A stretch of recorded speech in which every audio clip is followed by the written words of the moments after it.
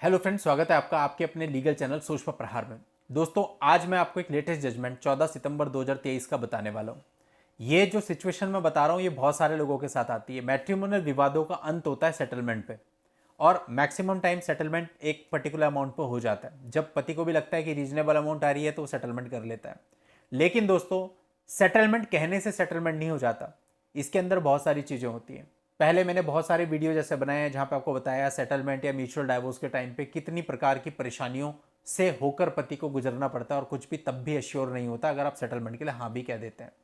यहां एक मामला है जो कि आपके दिमाग की बत्ती जला देगा, यानी आपको समझ में आएगा कि भाई सेटलमेंट करना भी आसान नहीं है, और हो सकता है सेटलमेंट के टाइम पे आप भी यही गलती कर रहे हो और आप भी सोच रहे हो कि आपके पास बहुत सारे राइट्स हैं, आपको बहुत सारे रिलीफ मिल जाएंगे, या सेटलमेंट के लिए अगर सामने वाली पार्टी ने हाँ कह दिया तो बस अब तो मैं गंगा नहा लिया। लेकिन ऐसा बिल्कुल भी नहीं है। हाँ होने के बाद भी आप प्रॉब्लम में फंस सकते हैं। वही आज की इस वीडियो में प्रैक्टिकली और एक लेटेस्ट जजमेंट की हेल्प से आपको बताने वाला हूं, समझाने वाला हूं। तो ध्यान से वीडियो को देखते रहिएगा, आखिर तक वीडियो में बने रहिएगा। अभी तक भी चैनल को सब्सक्राइब नहीं किया है तो फटाफट चैनल को सब्सक्राइब करके नोटिफिकेशन बेल पर जरूर क्लिक कर लें, क्योंकि इस चैनल पर इस प्रकार की अवेयरनेस वाले वीडियो आपको हर रोज मिलते हैं। देखिए दोस्तों, इस मामले में पति और पत्नी के बीच में एक एमओयू हो गया, यानी कि एक सेटलमेंट डीड बन गई। अब उस सेटलमेंट डीड में सारी टर्म्स एंड कंडीशन आ गई, कैसे दोनों आपसी सहमति से तलाक लेंगे, यानी जो भी उनकी टर्म्स एंड कंडीशन है वो लिख दी गई। आप लोगों के केस में भी जनरली ऐसा होता है कि बड़ों के बीच में पड़ने से, पंचायत के फैसले से, या फिर कॉसेल में आपका एक समझौतानामा हो जाता है। शहरों में उसको एमओयू कहते हैं, एक सेटलमेंट डीड बन जाती है। अब वो जो सेटलमेंट डीड होती है, इस डीड के आधार पर ही आपको म्यूचुअल डाइवोर्स लेना होता है। लेकिन बहुत सारी बार ये होता है कि लड़की वालों ने मान लो डीड के अंदर सारी टर्म्स एंड कंडीशन तय कर ली, 5 लाख रुपए में सेटलमेंट तय कर लिया। उसके बाद वो उससे मुकर जाते हैं, उस एमओयू को पालन नहीं करते, कहते ना हम तो नहीं मान रहे, हम तो केस ही करेंगे। ऐसे में लड़का सोचता है कि भाई इन्होंने एमओयू तो कर रखा है, मैं इनके ऊपर कुछ कर लूंगा।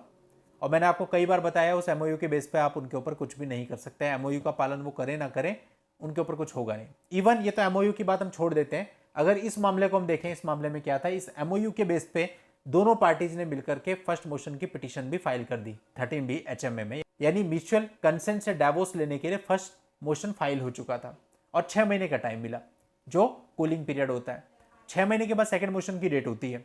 सेकंड मोशन पर लड़की ने आने से मना कर दिया कि मैं तो नहीं आ रही हूं, यानी अब जो हस्बैंड था उसने एक कंटेम्प्ट ऑफ कोर्ट की एप्लीकेशन लगा दी कि भाई ये नहीं आ रही है। एमओयू भी बनाया, फर्स्ट मोशन भी फाइल किया और अभी पलट गई, तो इसके ऊपर कंटेम्प्ट बनता है।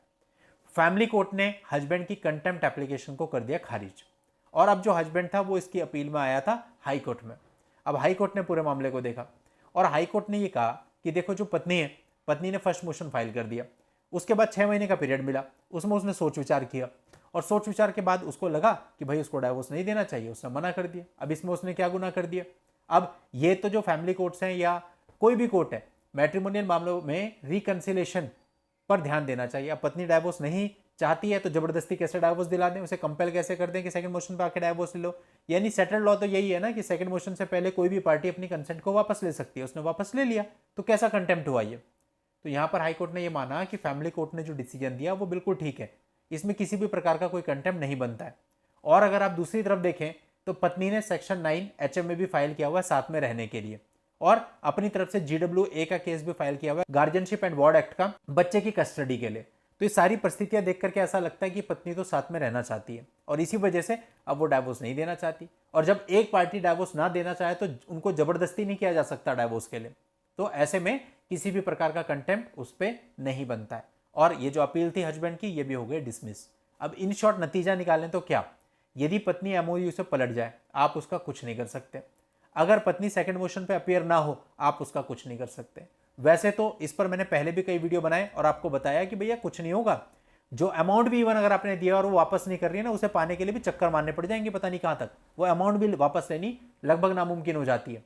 तो ऐसे में फिर क्या किया जाए, आपके पास कोई रास्ता नहीं होता। इसीलिए हम आपको बताते हैं कि म्यूचुअल डाइवोर्स में अगर आप जा रहे हो तो बहुत ही सोच समझ के आपको जाना है, ताकि कल को आपके साथ ये सारी घटनाएं ना हो जाएं कि पैसा भी चला जाए, डाइवोर्स भी नहीं मिला, और आप वहीं के वहीं रहे जहां थे, और फाइनेंशियल लॉस अपना करके बैठ गए। तो सेटलमेंट के लिए इतने उतावले नहीं होना कि सामने वाले ने सेटलमेंट के लिए हाँ कह दी तो हाँ आप तो खुशी से फूले ने समारे हो कि कर लो फटाफट, जो भी वो शर्तें कह रहे हैं सारी मान लो। ऐसे ही फंस जाता है आदमी। तो इसलिए आपको ध्यान रखना है, क्योंकि अगर लड़की पलटती है, सेकंड मोशन पे नहीं आती है, तो विधिक रूप में आप उसके ऊपर कोई कार्रवाई नहीं कर सकते हो। नॉन ऑफिशियली आपके पास है, कोई भी उसका रीजन हो, वो एक अलग बात है, लेकिन ऑफिशियली आप जनरली उन पर कुछ नहीं कर पाओगे, कोर्ट उन पर कोई एक्शन नहीं लेता है। तो इसलिए दोस्तों आपको संभल कर आगे बढ़ना है, और इस मामले का लिंक आपको इस वीडियो के नीचे डिस्क्रिप्शन में मिल जाएगा, वहां जाके आप पूरी जानकारी ले सकते हैं। आज की इस वीडियो में इतना ही। नेक्स्ट वीडियो में नई जानकारी के साथ मैं आपसे फिर मिलता हूं, तब तक के लिए goodbye and thank you for watching. Take care.